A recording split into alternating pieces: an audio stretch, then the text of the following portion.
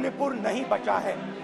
मणिपुर को आपने 2 भाग में कर दिया है, मणिपुर को आपने बांट दिया है। रूमी ने कहा था जो शब्द दिल से आते हैं वो शब्द दिल में जाते हैं। ये अंदाज है नए राहुल का, उस राहुल गांधी का जो सदस्यता बहाली के बाद पहली बार संसद में बोल रहे थे। आत्मविश्वास से लबरेज, आंखों की चमक और कमाल की बॉडी लैंग्वेज, जिससे यही झलक रहा था कि ये अंदाज, ये तेवर, ये आत्मविश्वास उस राहुल का है जो अब अपनी नई छवि के साथ जनता के बीच जाने को व्याकुल है। लोकसभा में राहुल गांधी ने जब एक शेर के साथ अपना भाषण शुरू किया तो सत्ता पक्ष के लोग मुस्कुरा रहे थे, मानो यही सोच रहे थे कि राहुल अपनी स्पीच में कुछ तो ऐसा बोलेंगे जिसका मजाक उड़ेगा, हेडलाइन बढ़ेंगी। मगर राहुल तो आज कुछ और ही मूड में आए थे।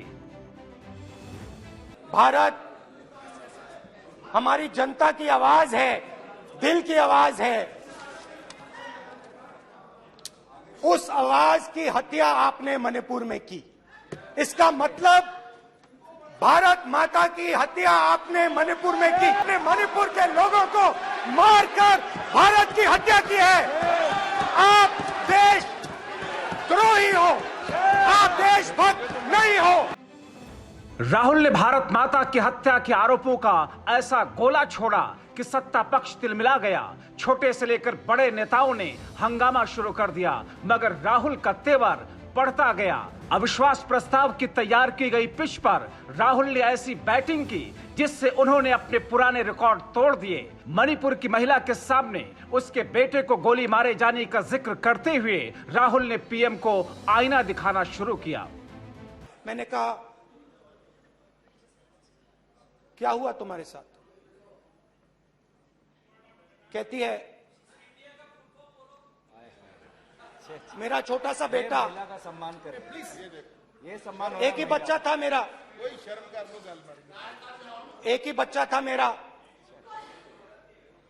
मेरे सामने, मेरे आंखों के सामने उसको गोली मारी है।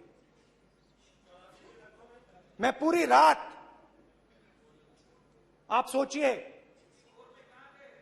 आप अपने बेटे के बारे में, बेटों के बारे में सोचिए, मैं पूरी रात उसकी लाश के साथ लेटी रही। सत्ता पक्ष के विरोध के बीच राहुल ने तेवर और तीखा करते हुए पीएम मोदी पर आरोपों की बौछार कर दी। अहंकारी, घमंडी, किसी का ना सुनने वाला, महज अपनी चलाने वाला, जनता की ना सुनने वाला बताते हुए राहुल और आक्रामक होते चले गए। लंका को हनुमान ने नहीं जलाया था, लंका को रावण के अहंकार ने जलाया था। अब तक लोकसभा में हो रहा हंगामा अपने उफान पर पहुंच चुका था। एक तरफ राहुल के तीखे तेवर तो दूसरी तरफ सत्ता पक्ष का हंगामा। तभी राहुल ने पीएम मोदी पर एक और बाण चलाया। इस बार पीएम पर प्रहार करने के साथ अमित शाह और अडानी भी लपेटे में आए। रावण 2 लोगों की सुनता था, मेघनाथ और कुंभकर्ण। वैसे ही नरेंद्र मोदी 2 लोगों की सुनते हैं, अमित शाह और अडानी। अविश्वास प्रस्ताव की चर्चा के इस मौके को राहुल ने भुनाया, खूब भुनाया, मानो राहुल पूरे देश को बताना चाहते हो कि देखिए, मेरी सदस्यता गई, मैं खामोश रहा, मेरा घर छिना, मैं खामोश रहा, मगर बात मेरे देशवासियों की है, मेरे बेगुनाह मणिपुर और हरियाणा के भाई बहनों की है, मैं यहाँ खामोश नहीं रहूंगा। राहुल ने इस मौके पर अपना दुख भी जाहिर किया। राहुल कहते हैं, इस चीज के लिए मैं मोदी जी की जेलों में जाने को तैयार हूं, जिस चीज के लिए मैंने 10 साल हर रोज गाली खाई,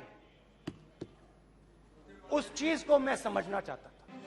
राहुल का नया अंदाज बता रहा था कि अब वो अपनी नई छवि के साथ जनता से अपने रिश्तों की डोर को और मजबूत करने की मुहिम पर हैं। चूंकि ये कहा जा रहा था सदस्यता बहाली के बाद संसद में सत्ता पक्ष मोदी वर्सेस राहुल करना चाहेगा, जिसे राहुल बखूबी समझ रहे थे।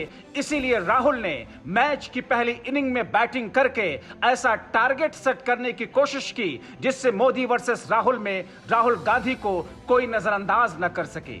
Bureau report, TV7 Bharat.